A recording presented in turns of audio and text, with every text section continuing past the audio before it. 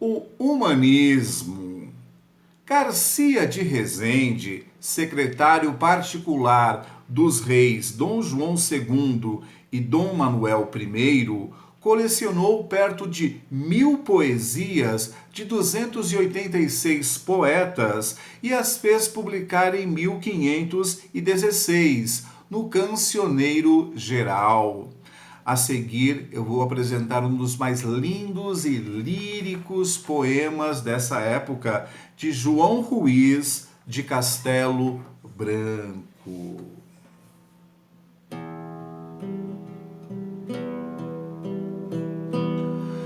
Senhora, partei tão triste meus olhos por vós, meu Pai, que nunca tão tristes vistes outro nem uns por ninguém. Tão triste, tão saudosos, tão doentes da partida, tão cansados, tão chorosos da morte, mas desejosos 100.000 vezes que da vida. Partem tão tristes os tristes, tão fora de esperar bem, que nunca tão tristes vistes outros nenhuns por ninguém. Humanismo não foi propriamente o nome de uma escola, uma estética literária, mas sim o nome de um período de transição entre a Idade Média e a Renascença, literariamente entre o trovadorismo e o classicismo, o quinhentismo. A Idade Média foi marcado, pelo teocentrismo, ou seja, Deus como centro de todas as preocupações.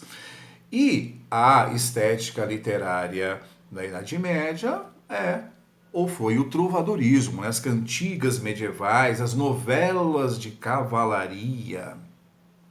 Nós tivemos um período, então, no qual a igreja domina completamente o modo de pensar, de agir das pessoas. E nós encontramos, por exemplo, na obra O Nome da Rosa, de Humberto Eco, um retrato bastante fiel dessa época, chamada Idade das Trevas. O humanismo, ao contrário da Idade Média, esse período de transição, vai apresentar um conceito antropocêntrico, o antropos, o homem, como centro das grandes preocupações. Nós vemos então florescer o cientificismo, a racionalidade e a retomada dos modelos clássicos, a busca da beleza, da perfeição. Isso tudo alimentado pelas grandes navegações, pela descoberta da bússola, a teoria heliocêntrica. Nós temos aí Copérnico, Galileu Galilei. E é nesse contexto, então, que surge em Portugal a poesia palaciana.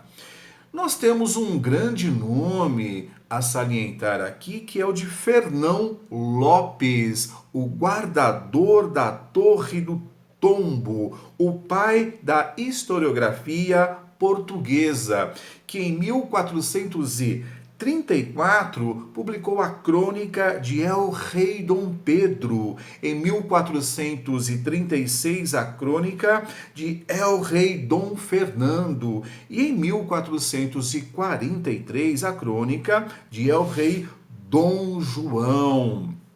Então, nós temos que pensar nesse período como um período de grande efervescência, de grande produção. E nós temos que ressaltar aqui a figura do criador do teatro português Gil Vicente, que através dos seus autos e farsas vai desenhar, vai criticar a sociedade da sua época. Nos seus autos, né, de fundo religioso, né, então ele vai tecer uma crítica à hipocrisia que existia no seio do clero. E nas suas farsas ele vai discutir as questões, as relações, os costumes de época, as relações familiares, sociais. Destacamos o Alto da Barca do Inferno, por exemplo, e a farsa de Inês Pereira, dentre tantas outras obras significativas de Gil Vicente. Mas nós faremos uma videoaula específica sobre Gil Vicente, porque é uma riqueza enorme. Por enquanto, fica aqui então essas dicas. Humanismo como período de transição entre a Idade Média e o Renascimento, entre o trovadorismo e o classicismo, efervescência de ideias, o nascer, né, o despertar ou renascer, na verdade, por isso renascimento, renascença da antiga cultura greco-latina.